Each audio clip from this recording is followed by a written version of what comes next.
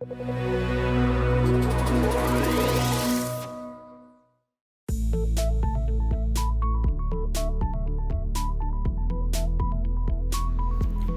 días, nos encontramos desde la redacción de Thomson Reuters Argentina con el doctor Martín Caranta, especialista tributario, a fin de que nos brinde su opinión sobre las nuevas medidas económicas que está implementando el nuevo gobierno y el impacto impositivo que tienen las mismas.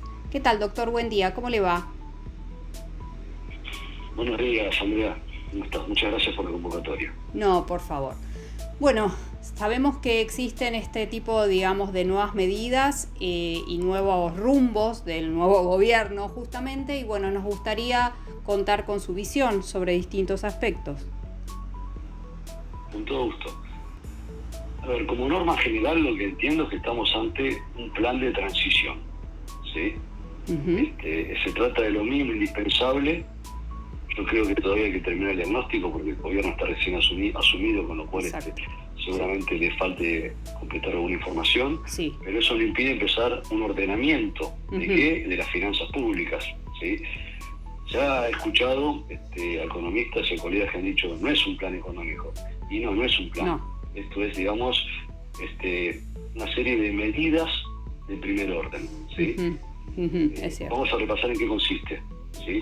Primero, en no renovar contratos laborales con vigencia mayor a un año entre lo que son los cargos públicos, suspender la pauta publicitaria del gobierno, la pauta pública por un año, reducir los ministerios de 18 a 9 y las secretarías de 106 a 54, reducir las transferencias a las provincias, cancelar licitaciones de obra pública nueva, reducir subsidios a la energía del transporte,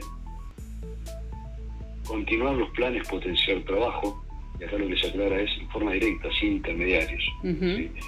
Sabemos, y esto es bastante ruido en el mundo empresario y también en las personas humanas, la devaluación del dólar oficial, ¿sí? A 800, de 370 a 400 a 800. El reemplazo de la CIRA por un sistema diferente, se anunció como un sistema estadístico que no va a requerir autorización, duplicar la UH, la asignación universal por hijo, y el aumento del 50% del monto de la tarjeta alimentar. ¿Sí? Digamos, estas son la enumeración de las primeras principales medidas.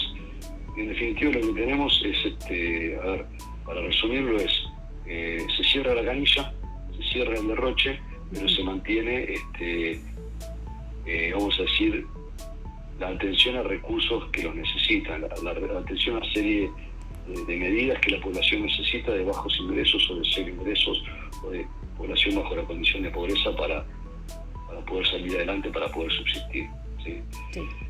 En términos de ajuste fiscal, lo que nosotros tenemos es, estas medidas las podemos dividir en aumento de impuestos y recorte de gastos, ¿sí? Aumento de impuestos por aproximadamente 3 puntos del PIB, el Producto Interno Bruto, compuesto de, se amplía el impuesto país a las importaciones, ¿sí? Se amplía el impuesto, se generaliza, digamos, ¿sí? Al 17,5% de los bienes y servicios, estamos hablando de bienes no suntuarios, ¿sí? Aumenta el derecho de exportación tradicional, ¿por qué? Porque va a aumentar la cosecha, esto va a traer más o menos un punto del PBI, y aumenta los derechos de exportación no tradicionales, se estima que 0,5% del PIB, ¿sí?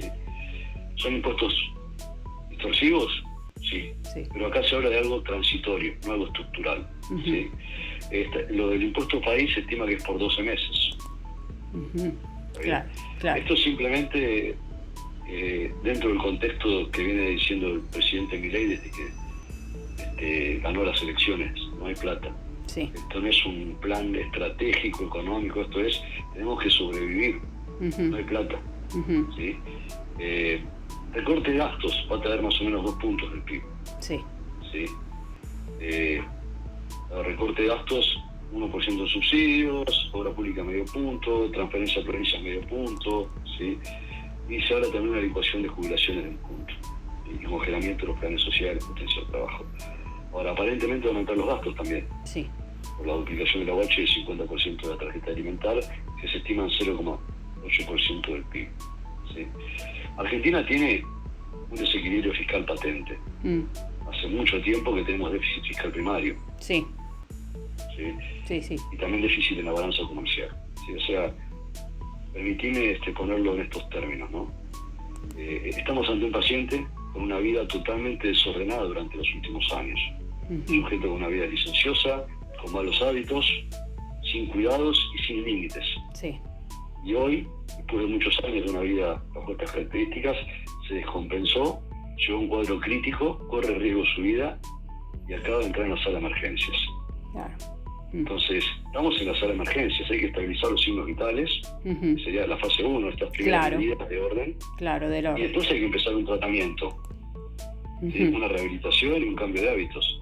Hoy no podemos pensar en un cambio de hábitos, en una rehabilitación de este sujeto, si antes no lo ubicamos con los signos vitales para que tenga una capacidad de sobrevivir. Tal cual. Esto es lo que entiendo que el gobierno está tratando de hacer con este paciente, que es nada más y nada menos que nuestro querido país. Sí. Ahora, después de este cuadro de situación genérico, te invito a repasar unos puntos fiscales. Sí. ¿Qué pasa con la CIRA? Y hoy están vigentes. Hoy el boletín oficial, estamos a 14 de diciembre, ¿sí? Las resoluciones generales 53, 41 y 53, 42, CIRA y CIRASE están vigentes. Sí. Acá habla de una estadística. Entonces me parece importante aprender de los errores que ha tenido el país en cuanto a estadísticas de los últimos tiempos. ¿Sí? ¿Por qué digo esto? Porque si la estadística toma como parámetro los últimos 12 meses, sabemos que casi no hubo importaciones. Entonces, bueno, ¿cuál va a ser el marco, el plazo para analizar esa estadística? Ojo con eso. Sí. Porque el pasado es sucio, es mentiroso. Es un pasado que no es representativo de lo que exactamente, puede ser la vida en términos de comercio exterior de un sujeto. Sí. Después el impuesto país. No nos gusta, ¿no? No. El impuesto país continúa, ¿por qué? Porque no hay plata, no se puede eliminar. ¿Sí? ¿Es distorsivo? Sí, es distorsivo. Ahora, la realidad es que nosotros tenemos una situación de una brecha del 170% hace unos días. ¿Sí? Antes hubo 100%, después 170, 150%. Entonces, el impuesto país hoy lo que trata de hacer es, la brecha se achicó con la devaluación a 800 pesos, ¿no? La brecha es aproximadamente un 30%. ¿Sí? Me refiero a la brecha entre el mercado secundario, que sería CCL, MEP, y la cotización del dólar oficial. Se achicó ahí. Entonces, el impuesto país es una forma de achicar la brecha, de que no haya un dólar subsidiado para el comercio exterior, que no haya un festival de importaciones como se ha dicho en algún momento. Entonces esto tiene un plazo acotado, es una norma de transición. A nadie le gusta que el paciente no pueda comer y esté con una sonda de suelo. Es por un plazo determinado. Es una medida antipática, distorsiva, pero se supone que en este tiempo va a traer más beneficios que males. Seguro. Y en relación con esto, los anticipos impositivos, me refiero a las percepciones de la resolución general 4815, ¿sí? Acá también hubo una utilización anómala de las normas fiscales. ¿Por qué? Porque se trataba de corregir la brecha a través de un anticipo de impuestos.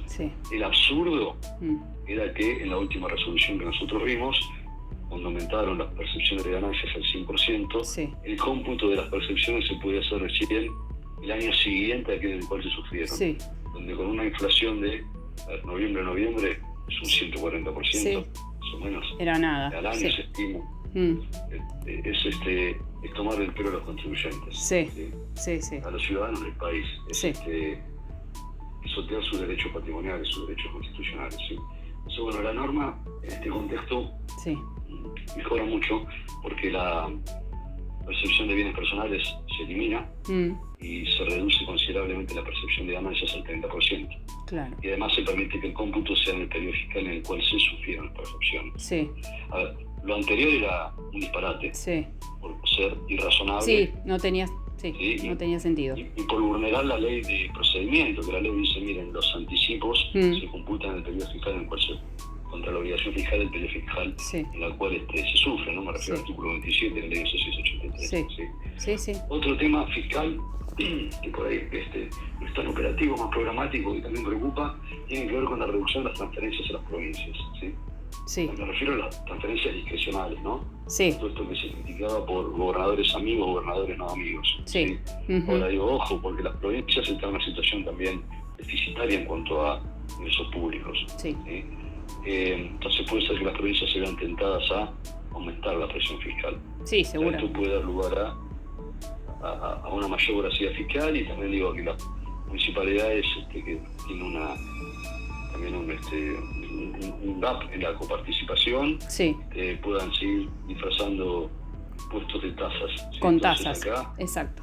estemos alertas. Sí, ¿Sí? sí. Para en relación con esto, ¿no?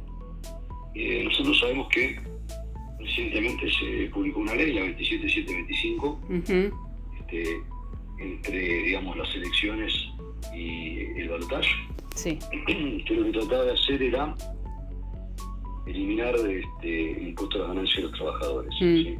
Sí. Esto tenía un costo fiscal anual que se estimaba en $1 billón.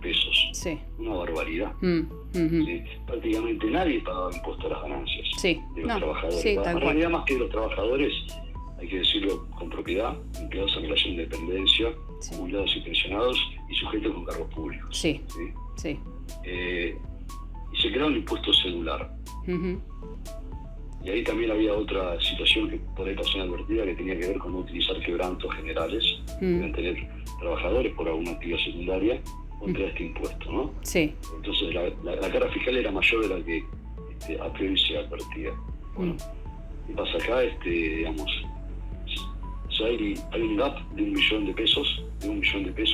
y el impuesto a las ganancias es coparticipable, o sea, se perjudica a las provincias. Las provincias también, claro, sí, exactamente. Sobre finales de del mes pasado, de noviembre, las elecciones, exacto, se conoció que hubo un acuerdo entre gobernadores que transmitía que estarían digamos, impulsando la posibilidad de coparticipar en un 50% del impuesto al cheque. A los débito y crédito bancarios, ¿sí? Claro, ¿Por qué? Y porque está claro que tomaron conciencia de que hay un gap en la recaudación que lo va a perjudicar. Claro, sí. Ni hablar con la reducción de las transferencias de las provincias. Sí. Se le suma otro problema, claro. Sí. Lo que nosotros advertíamos respecto a esta ley 27725 en cuanto a las finanzas públicas era un perjuicio muy grande, un agujero fiscal muy grande. Sí. Nos preguntábamos cómo se iba a cubrir, en parte con mayores anticipos extraordinarios. ¿Te acuerdas que hace unos días se conoció también un anticipo extraordinario para las empresas de energía? De energía, sí.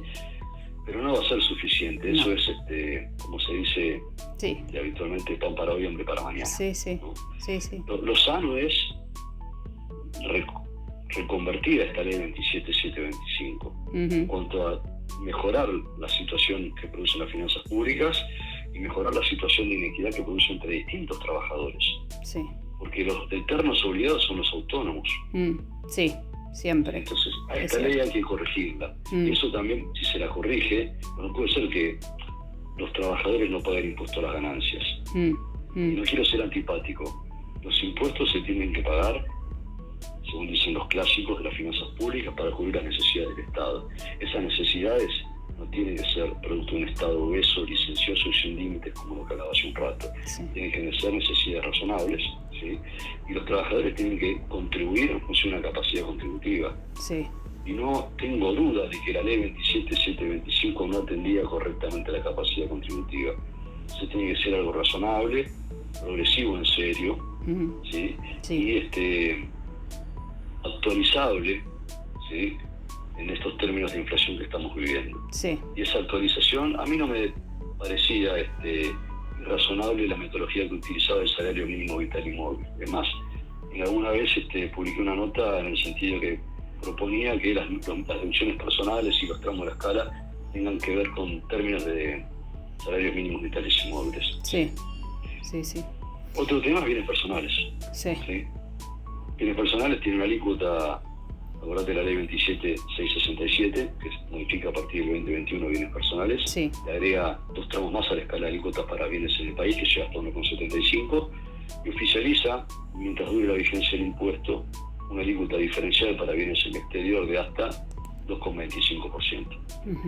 Ahora, una cosa es estas alícuotas muy altas, excesivamente altas, contraproducentes para sujetos de alto patrimonio que quieren invertir en el país. Sabemos que muchos se han ido al exterior, entre otras cosas por los impuestos patrimoniales muy distorsivos. Pero claro, una cosa con una brecha del 100%, 170%, y otra cosa con una brecha del 30%. Se conoció por algún comunicado de prensa que hay un plan para reducir la alícuota hasta llegar en 5 años hasta llegar al 0,8%. ¿Sí? Sí. Que se podría pagar 5 años por adelantado, con una alícuota más baja y después no se presenta declaración jurada. ¿Sí? Ahora, claro, esto depende de qué, del Congreso. Sí. ¿Puede llegar esto antes de fin de año?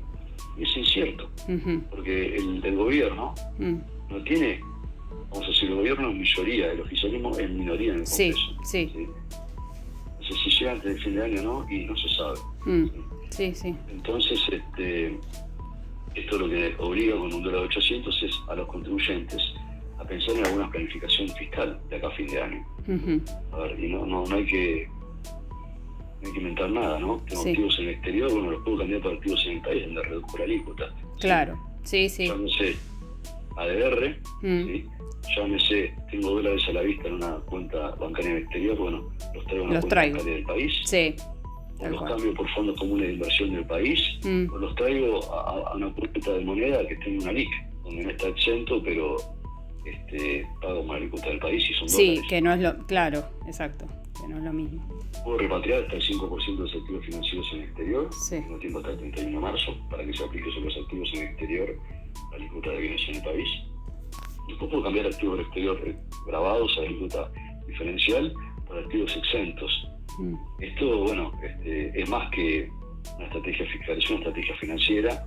Las inversiones financieras por bonos del Estado Nacional, provincial, la Ciudad Autónoma de Buenos Aires, sabemos que no se exenta de riesgos, pero bueno, los contribuyentes tienen que asesorarse con sus profesionales de confianza en el mercado financiero para ver qué les recomienda. Sí, seguro. Tal cual. Perfecto. Con ganancias, un tema no menor, Andrea, tiene que ver con las empresas. ¿Sí? Y esto también digamos, me permite después hilarlo con lo que sigue, que es el dólar de importación. Sí. Las empresas están muy endeudadas en dólares, sobre todo las importadoras, ¿no? Sí. ¿Por qué? ¿Y por qué no se puede pagar? No se podría pagar. Sí. Se hizo lo imposible para que las empresas no puedan pagar. Sí. Entonces, hoy esto trae dos problemas, ¿no? Los balances van a verse muy golpeados. Sí, seguro. Algunas empresas van a tener patrimonio neto negativo. Yo dije, pasamos de 370 a 400 a un dólar de 800. Sí, claro, ahí ya te cambia totalmente. Totalmente. Sí. Después, bueno, ¿se va a poder pagar? Y acá se hablaba, repito, de sustituir las CIRAs por un sistema de estadísticas sin provisiones, pero bueno, la pregunta es, ¿se va a poder pagar? Claro. Una cosa se va a poder importar, otra cosa se va a poder pagar. Sí. Bueno, está por verse, ojalá que sí, pero digo, en el inmediato plazo, cierre 31 de diciembre, guarda con los balances. Sí. Me acuerdo que cuando pasó lo similar y el gobierno de Macri asumió, se había hecho algo para, digamos, suspender la prohibición de patrimonio neto negativo. Bueno, no descarto que algo así pueda llegar a pasar. Puede ocurrir. Puede ser claro. necesario. Sí. Está bien. Y después digo, ojo con los pasivos en dólares repotenciados, el ajuste por inflación impositiva, donde las empresas van a terminar el año con un pasivo monstruoso. La inflación del año que viene no tiene chance de no ser alta. Sí. No sé si va a ser mayor o menor, pero va a ser alta. Supongo que con mayor. Un ajuste estático del año que viene. Con un pasivo monstruoso, guarda con ajuste estático. También tenemos empresas con créditos en dólares. Sí. Bueno, también digo, guarda con el ajuste estático del año que viene. Y guarda con la ganancia fiscal por eso de este año. Sí. Ni hablar de empresas que tienen que pagar algunas adquisiciones de estos días en dólares. Entonces, si invierten en activos fijos, en bienes de uso, bueno, el ajuste dinámico en diciembre va a ser neutro. Lo distinto sería el caso de un cierre marzo, abril, junio. Esto también hay que atender. Tenerlo en cuenta, seguro. Perfecto. Y ya vamos cerrando. Si te parece, el tema de dólar de importación, se conoció que le va a dar a las empresas el gobierno la opción de, cuando lo comercial, suscribir un bono del Banco Central a 1, 2, 3 o 4 años, con un cupón que podría ser del 5% dólar oficial. Bueno, quienes suscriban el bono a 4 años no pagarían el impuesto país en importación. Claro. Bueno, vamos a ver qué pasa. Tratan de tentar por ese lado. Perfecto. Te agradezco muchísimo. Último, perfecto. Último, Andrea, Dime. A ver, después de los anuncios del ministro Caputo, en Twitter, la cuenta de Twitter del Ministerio de Economía, se conoció un cuadro, se publicó un cuadro. Así es. Donde se hablaba de un blanqueo de capitales y una moratoria. Sí. Eso en principio iba a traer, junto con la reducción de bienes personales, un 5%, 0,5% del aumento del PBI. Sí. De la recaudación en términos del PBI, perdón, para ser más preciso. ¿sí? Bueno, acá no tengo dudas de que Argentina necesita un blanqueo y una moratoria. Yo creo que lo van a implementar por una cuestión de poder recibir ingresos de alguna parte.